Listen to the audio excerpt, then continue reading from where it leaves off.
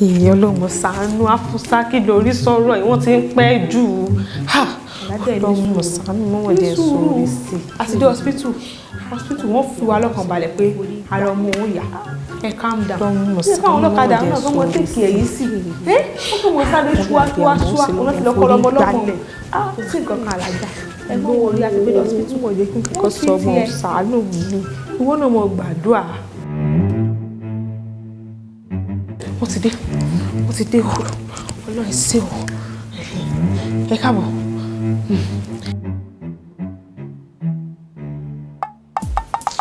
Bó ṣe kọ́kọ́ mọ̀ wò bí ó fi òun nù.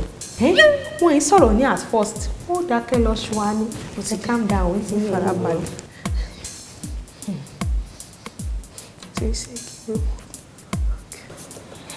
Ẹ jọ̀ọ́, àwọn parents ọmọ yẹn ńkọ́? Àmọ́ yẹ tó sùúrù ṣèbí ṣe là ń jáde lábárí tọ́bọ̀ sáré mọ́kadà lẹ́nu lẹ́sprẹ́sì tábà sì ní asáré gùn wá nígbà tó jẹ́ pé hospital yín kò jìnnà síbí láti sáré rọ̀ọ̀sì ẹ̀ débì. Ẹ dákun ẹ ṣàánú wò lára ọmọ tí ń ṣe ìkárà abiyamọ ló ta mí. Anyway, I really try best wá lórí ọmọ yẹn. Yes. But condition tọmọ yẹn wà, if care is not taken, her lè lose it. Jésù! And we need to carry out pediatric surgery on her right now. Ẹ dákun kí ni ń jẹ́ bá. Ẹ máa lọ deposit 800,000. Sì máa san 800,000 sọ́dọ̀ accountant. Sẹ́yìn gbogbo àlàyé tálájà ṣe kalẹ̀ ni. Mo gbọ́, I'm not deaf. Ẹ dẹ́ẹ̀fù. Torí ẹ̀ bá dẹ́ẹ̀fù ni. Ẹ lè ní ká lọ mọ deposit 800,000 fọmọ tá a mọ̀ rí. Please, respect yourself. Ẹ̀yin gan disrespect ara yín. Àbẹ́rẹ́ wa ló sì. Ẹ̀yin ò ṣe gbé láti ibi táwa parí oore wa sí. Kẹ́ bẹ̀rẹ̀ láti bẹ̀rù. Respect yourself. Respect yourself, I say. Where did you think you are? Money ya ni. Did you think this hospital runs based on charity? You were not informed. Mo ṣàlàyé urgent step tá a máa take láti fi save ọmọ tẹ́ gbé wá. You are here telling me trash.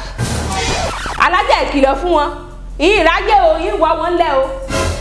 Afusa, gbẹ́nu rẹ̀ sọ̀hún. Mo ní o dákẹ́. Dókítà ẹ dákun ẹ má bínú.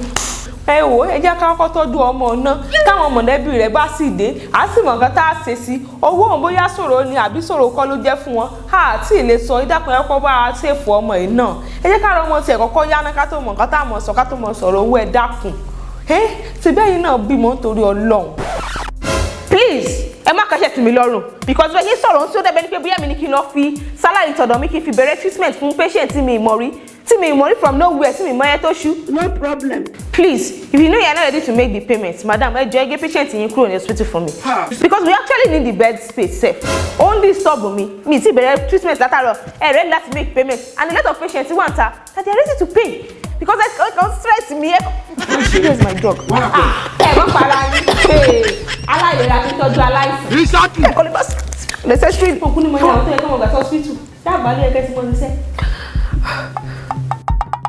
Madam, please take your patient and go. Please, I don't even have the strength for stress. Please. Ó tiẹ̀ ti dá báwọn. Ẹ ti fi bẹ́ẹ̀ ṣe jẹ́ nílé àti ta hàn wá báwọn. Mi sú ọ̀bù yẹn lọ́mọ ní. You know I can sue you for what you are doing. Sùkẹ́ni, ẹ wà lájà, bó lọ́mọ wà, kí n lọ treat ẹ̀.